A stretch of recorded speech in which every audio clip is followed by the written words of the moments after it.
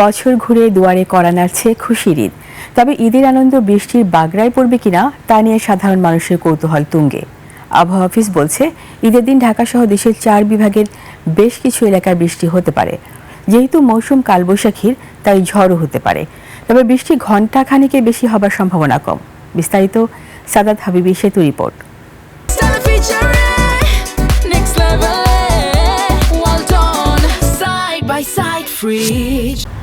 চৈত্রের শুরু, তাই কালবৈশাখের আশঙ্কা আতঙ্কে রূপ নিতে পারে এমনটাই স্বাভাবিক। বিশেষ করে বুধবার দিবাগত রাতে ভোলাগামী লঞ্চ নদীতে ঝড়ের মাঝে পড়ে যাওয়ায় সবার নজর আবহাওয়ায়।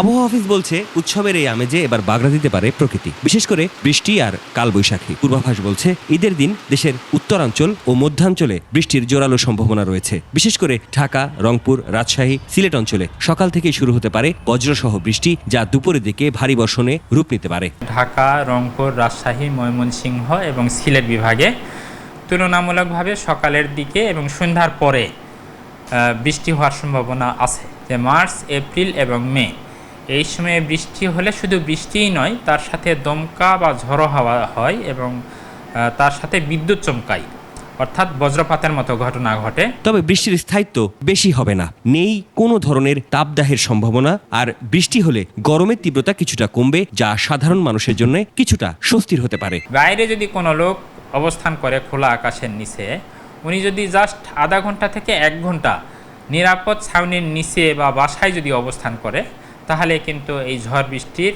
এবং বজ্রপাতের যে সাময়িক ঘনঘটা, সেটা কিন্তু এড়িয়ে চলতে পারে এবং দুর্যোগের হাত থেকে জনগণ রক্ষা পেতে পারে। একই সাথে আবহাওয়া অফিসের পরামর্শ, ঈদের দিন বিকেল সন্ধ্যায় ঘোরাঘুরির সময় সাথে ছাতা রাখার। সাদাত হাবিবি সেতু, 21 টেলিভিশন, ঢাকা।